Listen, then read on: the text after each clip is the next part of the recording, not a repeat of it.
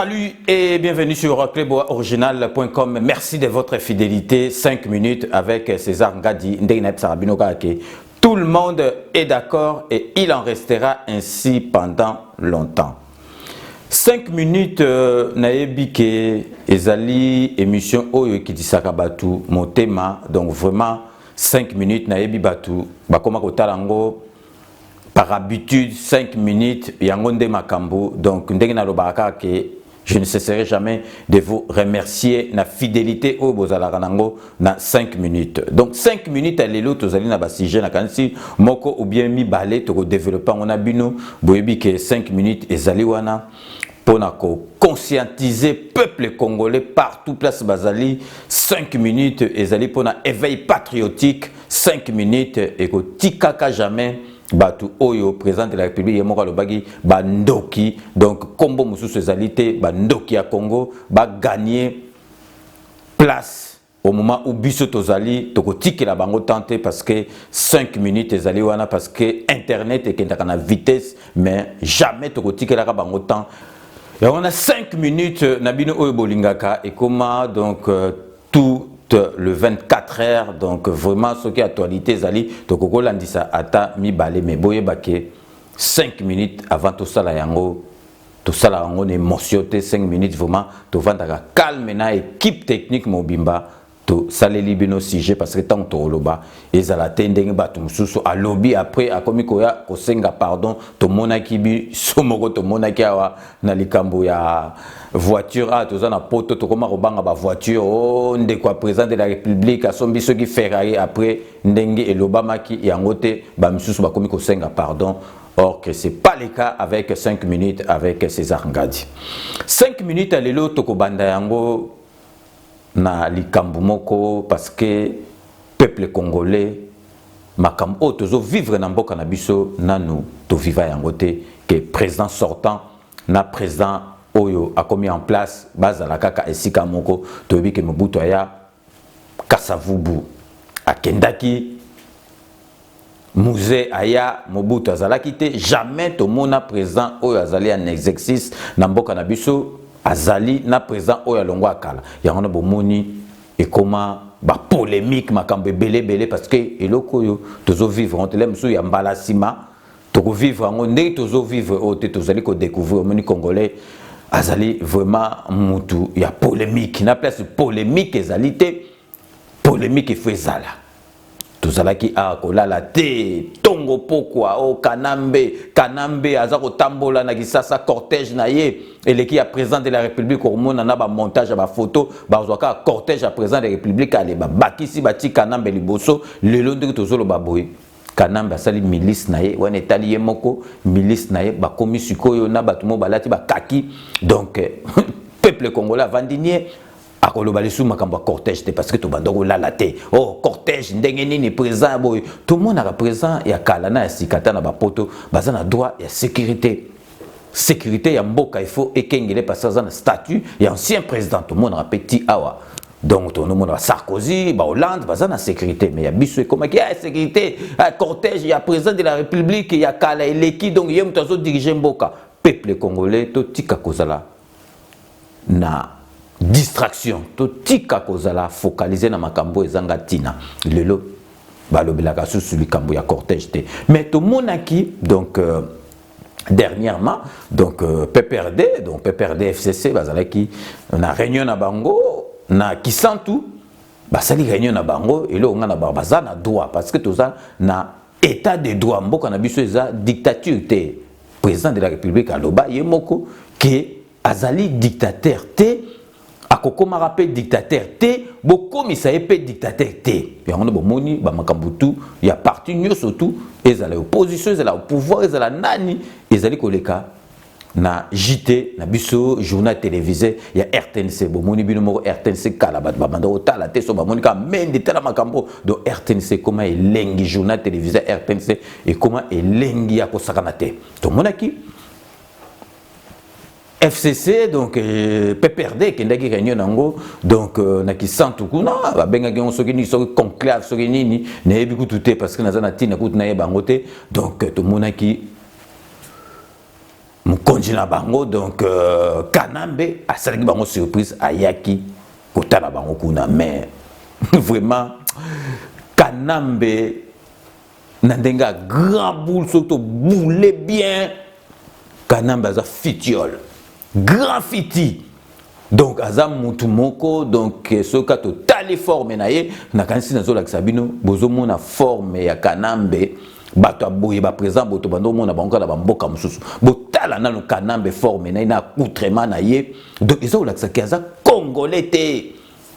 Donc, attends tout Congolais qui au somba pays na coin à quoi la tabote botte la peine d'enga la chemise donc bimi libana mandefu désordre jaquette na chemise na pantalon cap tout la ceux qui ndenge nini donc na ba botti na c'est parce que ya zaka na souci ka ba botti ya mbula wana yaki nango elongwa kate bota na look donc Congolais à kokoza na look oyote ata Congolais la muki na tongo donc ata la ti pyjama ko bimaneti Kanambe te donc Kanambe akendaki kotala batune wana ezali masolo na bango ponga na lobaka ke Kanambe nga na pesa ye devoir asala conseil des ministres ou bien sali conseil de sécurité wana nde abengisi ba généraux na bike bato balobaka Kanambe asa président wana nde tondimi mais makambo wana kutu doute ezalaka te président de la République ya démocratique du Congo ezali Félix Antoine Tshisekedi Tshilombo. Tout le monde est d'accord. Bato bazalaki un peu réticent, bazalaki un peu pessimiste na kanisi, ba comprenant que Mutu a dirigé comme solo et ça président de la République a lobby que yé mutacha ba ministre wana na premier ministre wana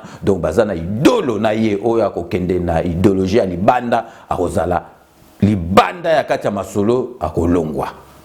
Donc vraiment mais Kanambe il faut batu na ye photos na ba on keba ndenge na epsi binoka ke na grand boule soto tali penza Kanambe na batu ne wana ba faux batu donc baza ba faux batu parce que eloko zo kamisa biso tant toza ko lobake Fayulu aza batu ya côté kuna batu bandimaka te siko ozomona ke maloba Fayulu alobaka ezo concorder kaka na batu FCC na batu Kanambe.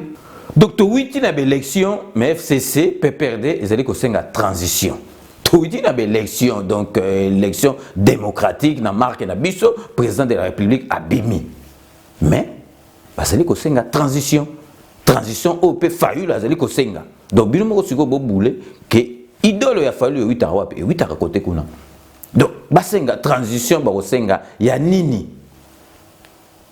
Ils allaient natina mokote donc eza tina mokote parce que président azo sala mandat nani kuta sali 1 an ya mandat na été transition to sala na yango nini yango na nazali koloba na bino kaka na ba grand boule biso za ba kinois to timba koleka Kanambe jamais akoko timba koleka biso jamais akoko timba koleka Félix Antoine Tshisekedi Kanambe akoko timba na ba marque ya ba poison ya ba esprit ya ba rwandais donc asanita osegiso na CCC.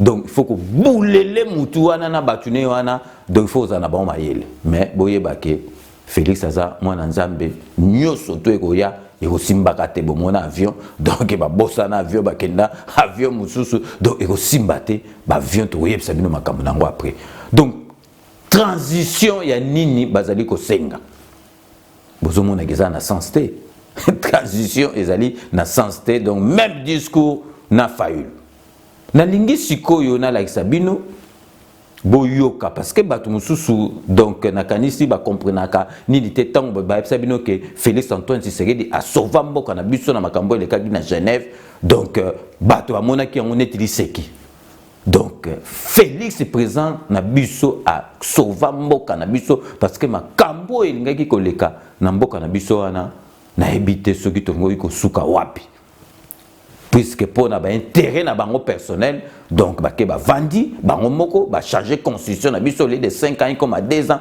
donc nazali ko tiela bino muto azali ki na kati ya masolo lelo a lobby penza loba yango bo yoka bino moko makambo elekaki wana bato mususu bakansa soki Fayulu parce que dernièrement na cheki koto Fayulu loba ke Kanambe azali congolais na moneki na ba commentaire pour ça m'arrive na tanga ba commentaire Djomoko a commis ce qui moi ça lobby et nazo rêver est-ce ça nazo rêver ou pas est-ce que penza Fayulu mutu a lobby makambo ou bien ça montage na répété sous mutu ana ezalaki montage te ezali makambo Fayulu a loba pour battre musu bakansa soki Fayulu a na pouvoir azali na pouvoir a okanga kanambe ou bien osani ango sala eloko moko te boyoka bino moko oyo lekaki vraiment na Genève et puis beaucoup comprendre et puis beaucoup benda filmer que Fayulu aza donc mutu moko aza na intérêt à peuple congolais te Moutazan intérêt à peuple congolais ezali président Nabiso Félix Antoine Tshisekedi. Mouto ya lingaki ya koma na niveau ya vote wana en fait ezalaki ba Jean-Pierre Bemba ba Muzito na ba Katumbi o bazalaki libanda ya masolo pona nini yango tozo komela sikoyo bandeko bamonaki wana ezali liloba ya ye moko Jean-Pierre alobi ngai nasali 10 ans libanda mboka na boloko nazongi nakoma candidat président de la République ba pimeli ngai bino bolingi ngai natika moninga soit Vital Kamerhe ou bien Félix Tshisekedi akoma président de la République wana yokoma 5 ans plus 5 ans 10 ans mususu kobakisa te ekozala bongo te oya kokoma tokopona ye akosala 2 ans ya présidence tokobakisela ye 6 mois soki akokisi kobongisa maponomi ya sikate après 2 ans. Les coalitions dans ça ils posent 2 ans wana et ça la constitution 2 ans wana plus 6 mois soki lelo Joseph Kabila liebisibino bon on a changé dans la constitution est commis présidence il y a 2 ans Chadar isoki azawana abosala moi 2 ans na zongeli dans 2 ans bande ko boko ndima ndenge nini biso na opposition tokoyi kondima que bande ko na biso ya opposition basa lelo kwa bongo mais yango nde tozoboyela Kabila sala yango soki tolongi etumba ya ko respecter constitution o esali que lelo bozomona Kabila azali na choite apesa Chadari eza pona nini pona respect la constitution mais biso toke boke kuna bofandi boza 7 et bo décider bo changer constitution kaka bino na bino mais pona nini nyoso wana pona intérêt ya individuel ya batu oyo baza libanda ya masolo eloko nazoloba awa et frustré mutute ezaba toroloba comment dirais-je ba dessous de carte au ndengo lobito bimisa. Quel était le calcul, la réflexion c'était de se dire mutunani na mboka mobimba population akondima que soki baninga baza pembeni na ye tokene na ye tina suka ya etumba wana moni les deux o baza na poids ya munene ya représentativité na kati ya parlement o baza na ba député belé eza UNC avec plus ou moins 17-18 candidats députés nationaux et ça UDPS avec une quarantaine il y a députés ata lelo bolobi que ba député wana UDPS et le baki na bango ba siéger mais bazala qui élu na compte il y a UDPS to et même que ndeko na biso Martin Fayulu tango ba Elisa qui est ezaki pe na sima il y a UDPS nenga zari ko fana na président Etienne Tshisekedi yemoko alobakango awanga na kayango te alors batali ba poids wana balobi bon comme na République Etienne Félix Tshisekedi UDPS et ça na moi poiwana to mitia biso nyoso tout pembeni to éviter Vital Kamerhe parce que image na ye mikolo yo ezopesa netité on dirait neti tangu mususu azanga mususu tangu mususu kutu baninga mususu babenga ye caméléon. Je me retiens ya koloba keza ya soloto eza ya solote mais doute ezalaka yango pona ko lever doute wana tolobi to pona oyo baninga bakozana na doute ke etumba na eza etumba ya solo na Martin Nakati alobi oui na bandeko misusu Moïse Katumbi koloba kutute alobi oui etc Bemba azokotala wana azokotala akoti kutu na salle atuni bandeko di bino kokanisi ke biso to yawa pona ko accompagner bino tina bokonzi wana pas question de changer ma solo alobi makamwana ya o candidat non c'est le candidat commun mais 2 ans. Dans 2 ans, on réorganise les élections. Bisoto ya kokota na masolo. Vidétima. Je pense que okoloba makambo et kaki okoya ko inventer makambo ati. Ngai baya ko contredire. Nous doit ko contredire ngai azate parce que oyo nga nazolo ba eza ndenge le kanaki na kati ya nini ya salle ndenge le kanaki. Ouais. Ya mibale alobi baluki échappatoire parce que baninga bazana posa te que élection et salema.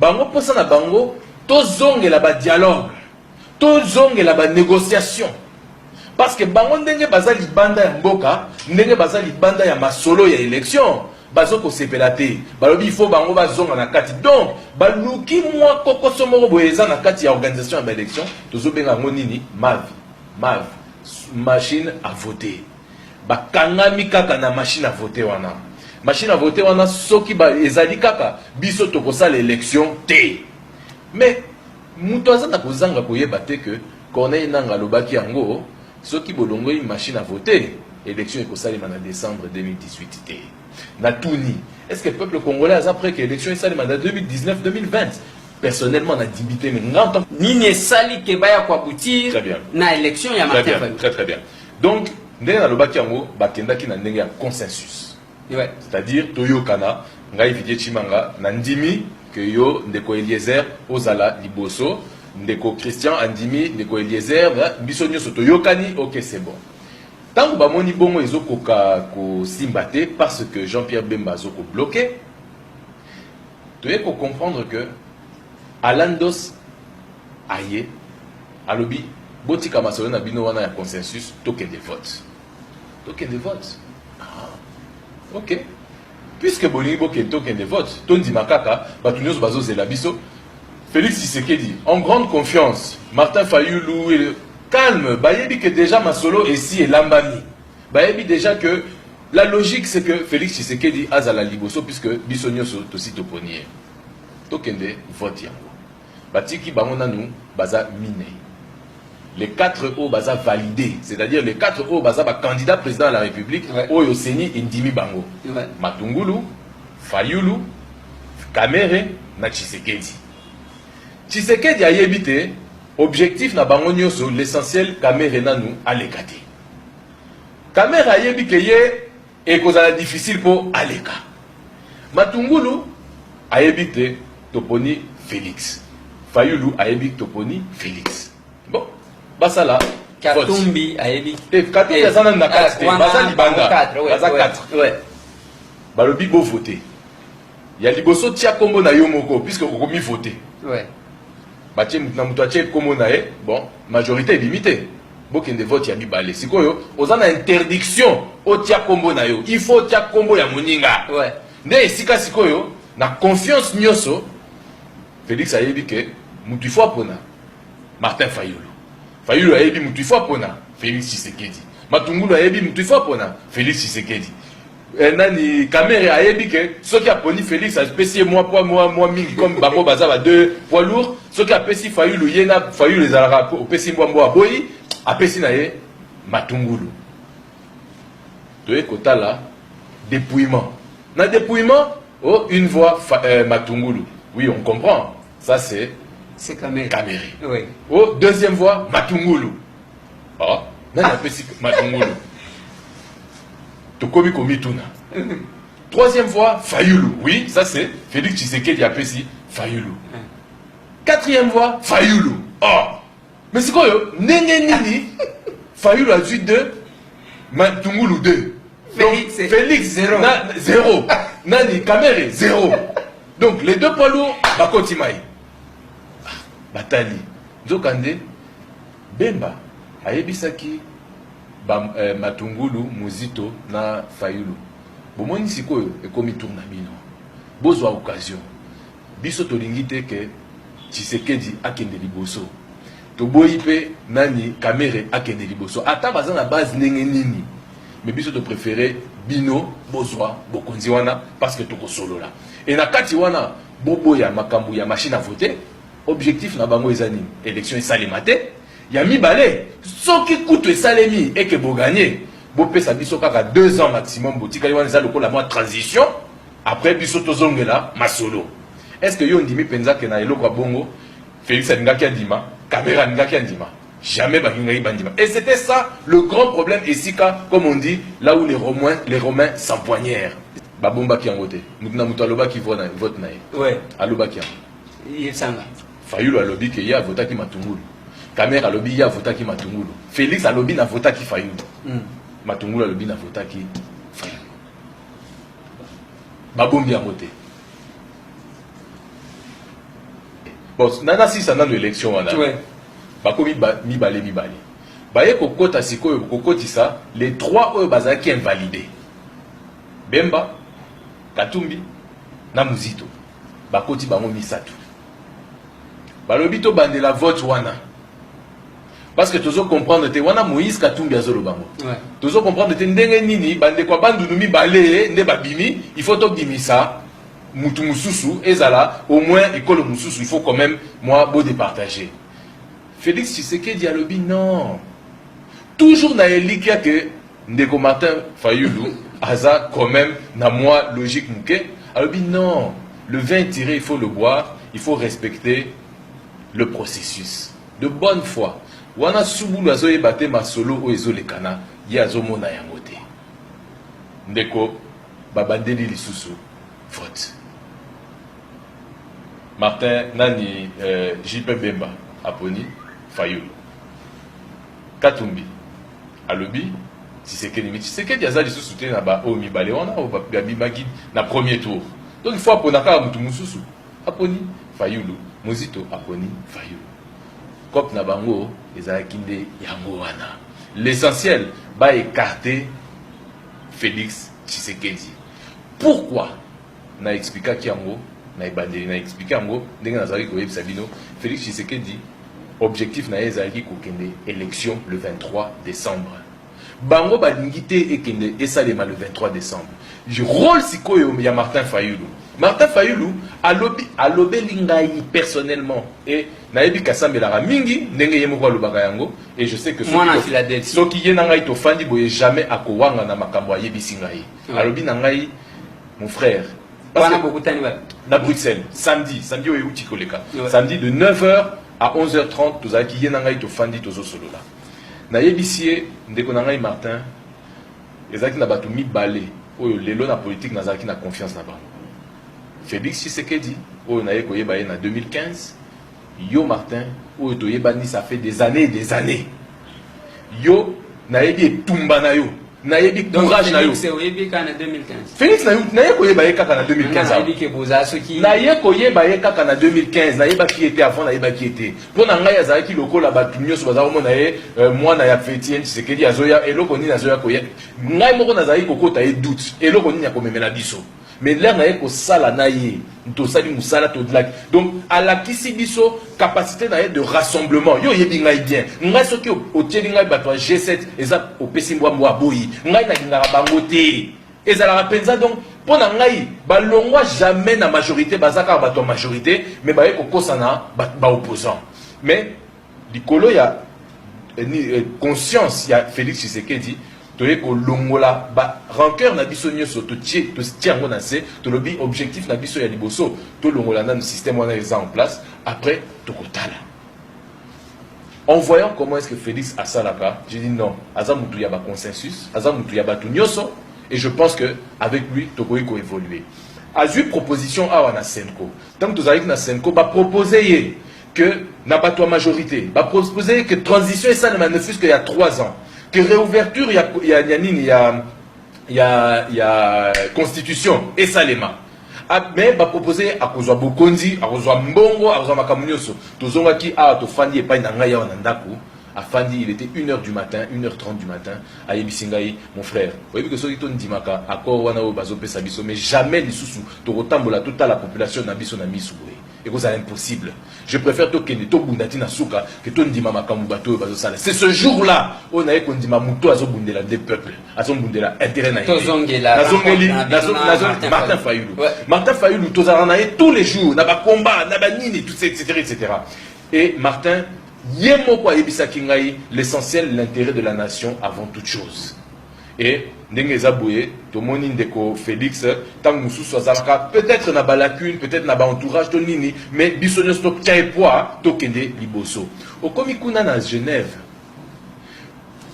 ye et biloba wana ibimi na mundoko na ye azolobela ngai et na roloyebisa mutu mususu kaka ye moko na zuye a témoin soki eza ya kowanga na liboso donc ensemble ye na ngai alobi na ngai mon frère oyo eza tango mususu makambo ya Nzambe na zui opportunité po tenami bimisa tangu bemba balobeli ngai boye muzito aye matungulu aye na moni que non opportunité na ngai yango yo bakoye bangai siko parce que à chaque fois na mi kitisaka batika bato ya MSC bakende liboso bato ya UNEDC badekenda liboso bato ya UDPS bakenda liboso ngai toujours nazo komikitisa mais yambalo yo yango yo bakabeli ngai yango ndeko na ngai na boya eta mususu za makambo nzambe yo yebi etumba na ngai pona intérêt ya mboka et voilà na yebisi na tuni parce que nazaki kondimate je dis Martin Félix a expliqué ngai nyoso yo mais na ndima kité je me suis dit fona no yo o lobelanga ngo na miso donc yo zone dimake pona intérêt na yo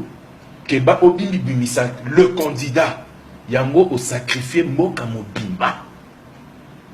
Donc intérêt général oh yo nanga to bundelaka lelo boyi yango obosani.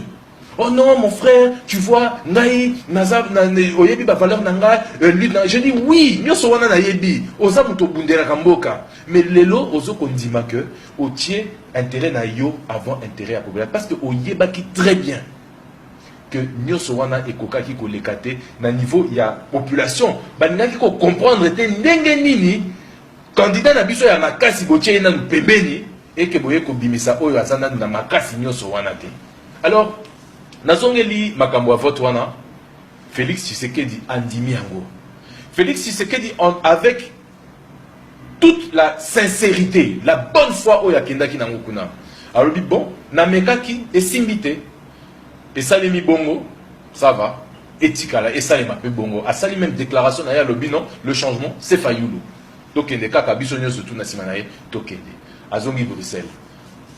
Kola la qui difficile à comment qui toza dimanche na 22h à Zongi Bruxelles à Lalité. Si ba 6h du matin tozo komana. À Lali na 6h 7h du matin avec la Moncaver ba 11h midi. Wana moto ezo pela na Kinshasa. Ya yebi l'autre côté. Moi si na yemu to ayeko pesa ye téléphone à lobi mobile na ngai. Makambo ezo le kana Kinshasa na Lubumbashi na Mbujimai na Bakongo en tout cas ekomi mystique. Bato bazo comprendre te oyo to pesa ki bango sango samedi et ça limité et comme sango mususu kuna en tout cas et comme motepe bino moko boito landa donc bino moko bolandi donc bo molandi penza ndenge ba expliquer biso parce que bato bele bando mona neti li seki o ndenge nini donc Félix Antoine Tshisekedi azana parole te andimaki bo moni makambo oyo donc bato mi 6 bavandi donc constitution za ndenge mususu pona ba intérêt na bango. Balobi qui est constitué fait comme donc président du pouvoir 2 ans.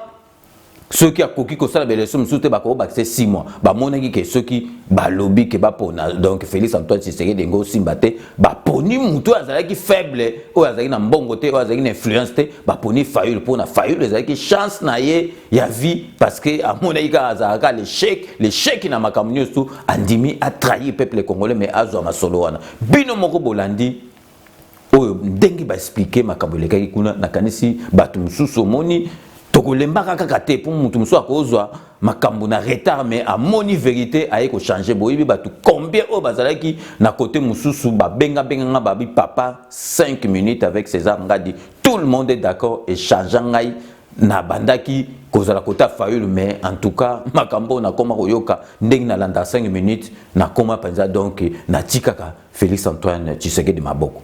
Tolobite que batunyo surtout bazala pour Félix Antoine Tshisekedi. Okoko za peut contrer mais sikoyo zala contrer na makambo oyo okoko zala contre. Critique constructive. Oh ya bien ozo critiquer ndenge to monaka partout donc okoko critiquer mutu président de la République ya mboka makambo ezo le ka bientôt ozo mona clarté oui ko critiquer. Critiquer c'est normal mais ezalité que obandoko finga obandako loba makambo to bandoko loba pas Kanambe donc parce que Kanambe et Félix Antoine Tshisekedi il y a pas photo mususu azali étranger mususu azali congolais mwana mboka azali neti biso na yo pasi oyo zo kapo na mboka na yo yeba rappelle que Félix Antoine Tshisekedi azo kango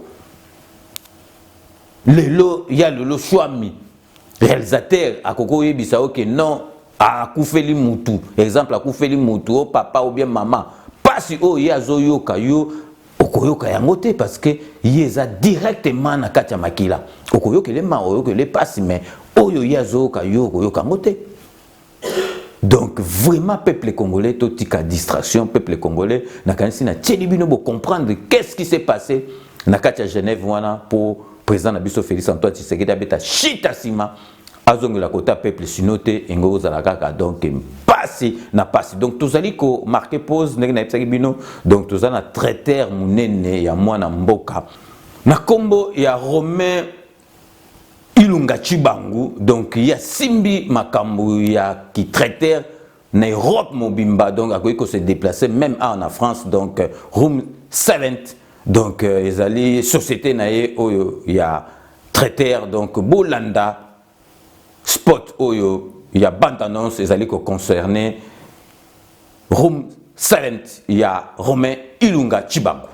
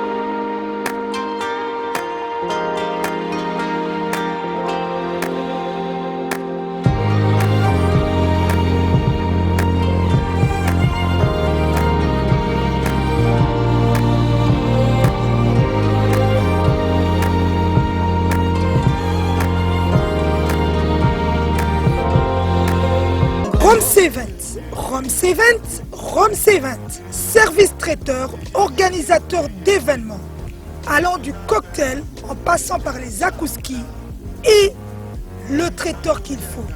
Vous avez toutes les spécialités, africaines, européennes, asiatiques, du monde entier. Quel goût, quelle perfection, quelle propreté. La dégustation est au rendez-vous grâce à Rome C20. Vous savez les contacter au 0032 465 22 11 72. Rome C20, le meilleur dans son domaine.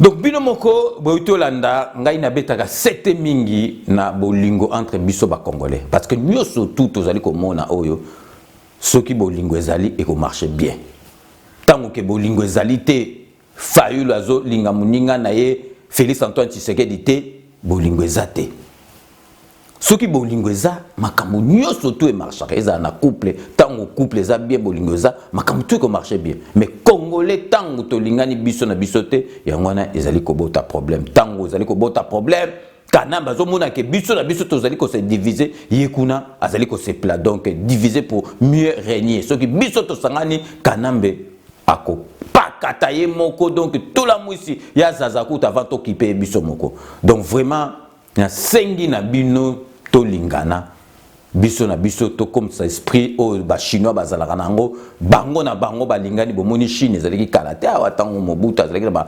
1974 ba Chine ndenge ezalaki lelo Chine et comment parmi ba pays oyo développé et kota na kati ya masolo parce que chinois lingani et puis alingi musala atombola mboka na ye bongo biso na ba richesse o tozala ngona makambe belé tozala ngo pourquoi toko koma neti ba Chine te donc ezali vraiment neti tozui président oyo azali na souci ya mboka na biso alobaki yango na Paris bokeke ya comme ça RDC na niveau oyo nano tokoma te donc vraiment ezali esengo mingi tozala na sima ya mokonzi na biso parce que mboka na biso eza mboka na biso ba président ba kokene mais mboka na biso ekotika la kaka mboka na biso donc sikoyo nazali kozongola na lobaki na kotika ka yango te mutu oyo asalaki ba déclaration oyo mutu ya PPRD ya FCC oyo mipesaki vraiment oyo penza betaki tolo alobi ke ngana boma bat na sali susu ba makambo mususu ke so bolingi na bimisa ngona ko bimisa ye to kotika ka jamais nazali ko tiela bino susu parce que ye il faut ba poursuivre ye ba koki kotika ye boite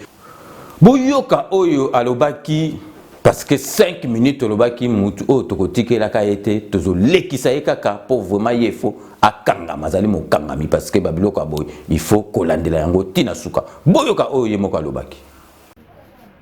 Ouais. Bonsoir, bonsoir. En tout cas, ma camarade, bon excusez-moi, comme si vous avez une image, dans la chambre pour na lali, ba uti ko benga na koti na groupe, makambo na moni, en tout cas vraiment et ça lui passe makasi. Dans zone bétan qui est chargé à vigilance et sécurité ya Moamba. Je m'appelle Maître Tarzan et chargé de toutes les opérations et Salama. Ngane na chargé des opérations, pe na risque vie na pour na makambo oyo. Mais comment mon la Henri Magie a kende ko la négociation soit disant na batu ya ngambwana sans que a contacté biso ba leader ya opinion pe biso batu to za na ligne d'attaque ya masolo na nyoso pe salamaka. En tout cas, na on peut sa mot d'ordre. Na minute oyo, on peut sa mot d'ordre na minute oyo. Tous les sportifs, tous les désœuvrés, to kuta na lobby na parti. To zoka consigne wana to sala auto sala pour trop c'est trop. To ça va marche pied à batute, biso to risquera ba vie, ba tout ba se retrouvera na ba vie. Na pesi mot d'ordre lobby. Biso nyonso tout to kuta na wana na siège. Mot d'ordre pesa ma to sala o esengi to sala. Penga naza magie. Yoke yoka na kuno sololi. Olingi ngana baby sa makamna minute mike ponga na ba vidéo. Ya makamsa ma be o mtoto sala quelques jours. Naza na ba vidéo wana. Image oyo. Nazo boka na réseaux sociaux et kotambola ti batanga mwana ba komona pe ba vidéo onga na zana yango nazo ko boka yango. Pour l'action de le côté, Henri Magie oza porter parole ke ndakoloba. Henri Magie so bunda na batwana. So ba peso espace que le qui la TV lobby au monde le roi oza danger. Yo qui est ça négociateur qui président Ligue des jeunes azaté pe batloka ba biso oyo to télémaka bilonge te kama to risque pe ba vie na biso pona maka Bino moko bolandi mutu oyo ya zaneka exécuteur donc ezane titiwa gage ba pêche donc na ba commanditaire na bato bazaki tout autour à makambo il faut ba kanga bango nyoso tout parce que ye azali abandai ko obéir na mitindo bando rotinda donc bato likolo. Donc, bango, il faut pas kangama. Donc, ceux qui ont PPD, les colons bango, ils ont qui kanambe. Donc, à kangama kaye kutu zali sur certain ba mauve ba tout au bazali mi konji. Il y a mutu oh il faut pas lander la bango ba kanga bango parce que makambo eza makambo poursuivable et ko tika la boyete oye donc aux super vidéo donc vraiment na ebité aux vidéo pour sali au pandi yango donc ozo banga na ote makambo lobby ozo mona ngo ezali normal pour le bandingo wana batu ba kufa. Toyeba place ba kufate ba vieux zali ko koya tout le temps toza koyeba te soki ndenge nini mutu abimiye moko amiteki alobi ngamu na sala ba opération ngamu na sala bo jamais tokoki kotika ye avant d'accord il faut akende na justice et poursuivre ye aloba makambo oyo azali nango ya koloba oyo eko permettre biso to longola ba zone d'ombre nyoso tout ezali na ba dossier ya batu. Donc, Moutou Azako se permettre à l'obaba n'importe quoi, boyo, penzazo se vanter que na boma batoupe, na roboma batouzali, à ba fausse commune, et tonda na ba malukukune, tonda. Donc, batona to ebite, nan ba boma ki bango na banani. Donc, salamandenge nini batu ba kufa na quartier général, il y a eu des pestes, to ebite, donc, Moutaboya se permettre à l'oba yemoko, à ça la ba révélation, yemoko karaboy. Donc, il faut balandela ye, ba. Tunaye ba mituna donc azala pesande to mona avant enquête ezali moulaye ba tie na détention préventive to mona na poto to dossier za moulaye neta lobi bon allez avant dana nkuna kende na nkuna na boloko vandi le temps to étudier ba makamnyo surtout dossier no ndengeza ba tie na détention préventive parce que yekutu donc azakutu na likamoko ko lobate parce que yeso ko lobaki na ndenga lo yenge soki abayeki noa soki loko nini donc il faut assumer ayebake ba lobaka makamususu te na ba moment moko boyete na ba nini tozo luka bato ba boma bato na ba fausse commune wana na bato ba boma bato kuna na makamba IDPS na bato ba boma bato belebele ba kufa yozo bimao se permettre se inventer que ngana boma ki bato biso de tono sa opération d'aepe na sala ki opération mususu wana oya sali à l'avenir obima il faut yebisa biso ayebisa biso yango donc vraiment dossier autour que 5 minutes tokotikaka yango jamais. Dès qu'on a le bagato, comme presque à la fin, il y a émission Nabiso, donc vous voyez que na komi na souka, il y a émission na pesaka ba dédicace na batu surtout ba remerciement na base news tous allés éparpillés dans le monde. Donc comme presque à la fin, il y a émission dès qu'on a le bagato. Je vous laisse le soin d'en tirer vos conclusions et de me faire parvenir vos commentaires comme d'ailleurs vous en avez l'habitude de faire. Donc néanmoins, je reste toujours friand de vos commentaires, de vos suggestions, de vos observations, pourquoi pas critiques. Donc, n'hésitez pas à me les faire parvenir directement sur notre site cluboaoriginal.com et sur notre compte YouTube. Donc, vraiment, ce que nous avons commis na souka, boyebi, na pesa ka remerciement, na batu news parce que base, ya on te simba 5 minutes, base, ya on te permettra président de la République.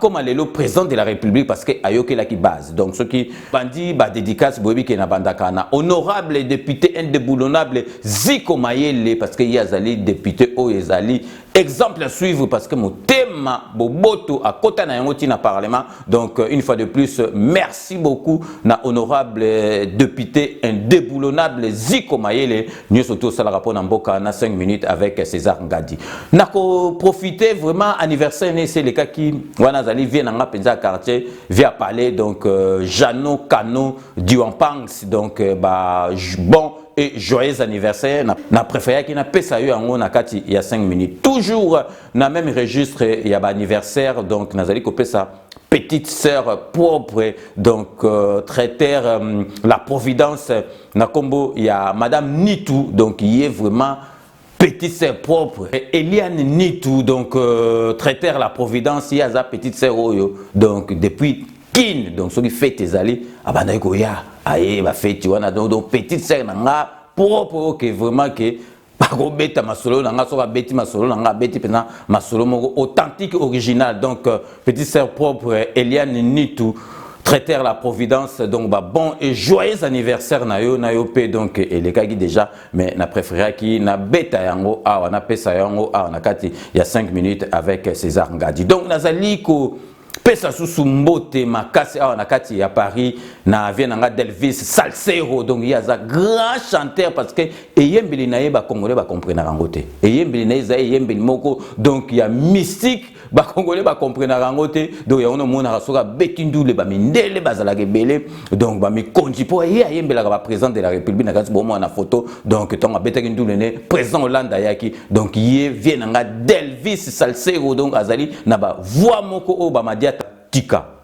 Donc vraiment, venanga Delvis Salsero ye pazali mo bundeli munene ya makambamboka donc akatisaka 5 minutes avec César Ngadi ayembaka grand chanteur donc basé belete na niveau na ye mais makambamboka a telemila rango vraiment une fois de plus venanga Delvis Salsero ba mbote ebele. Na keina kati à Londres pour na repesa mbote na José Kano qui kakamene donc wana za masanga depuis ba coupé donc il est 5 minutes à ratakangote donc José Kano merci à trop na surtout ça le rapport na 5 minutes parce que yozali mutu ya mulili donc nazali kopesa mbote donc boyebi ke base ya 5 minutes bato musu bazaka na kata mulili pour na kopesa Stéphane Jokol donc Stéphane Jokol azamuta bureau donc le bureau doit fonctionner à merveille donc Stéphane Jokol ba mbote ebele de la part il y a 5 minutes avec César Ngadi na keina kati Espagne pour na repesa mbote na Kaïs Joe Kaïs maître Zuba de Zuba donc on a mutu na ngai vraiment masanga ya coupé donc ezali esengo mingi vraiment esengo ya trop ndenge na mona ka o partageaka bémission donc vraiment ezali esengo munene na zongeli parce que dernièrement tolobaki on ndenga mabe tolobaki to bungaki mukie donc na epsaki bino mama oyo azali mama oyo avandisa makambu na ye asalaka na politique ya France donc na kombo ya Mati Kenya donc ngalula ya vandisa masolo awa na kati ya poto na makambu ya nini parce qu'azali conseillère régionale ya Île-de-France au bozali ko mone à Mimi Fleur na jour il y a le 11 novembre il y a vandisa masolo awa mais abosa na mboka tata na ba projet ebele po na mboka donc mama Mati Kenya ba mbote belé et merci na nyo surtout au sala rapport na 5 minutes na ba projet nyo surtout ozali nango vraiment pour na mboka na biso parce que yo sala na ona po na mboka oyo ya France mais oyebi ke ba origine na ezali ba origine moko congolaise donc yangwana opona ke okoki kotika jamais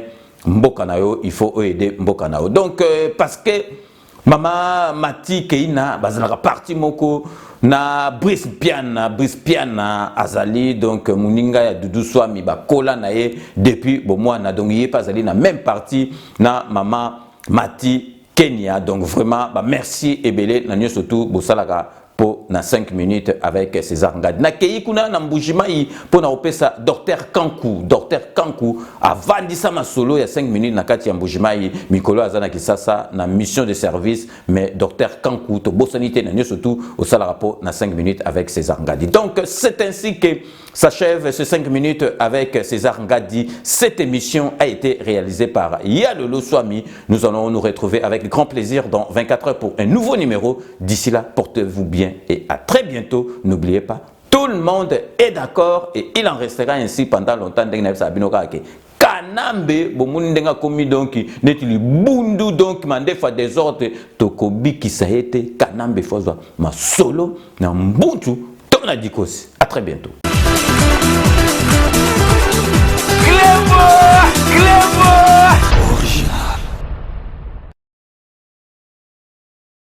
Sepela TV et yena makambu ya sikali susu.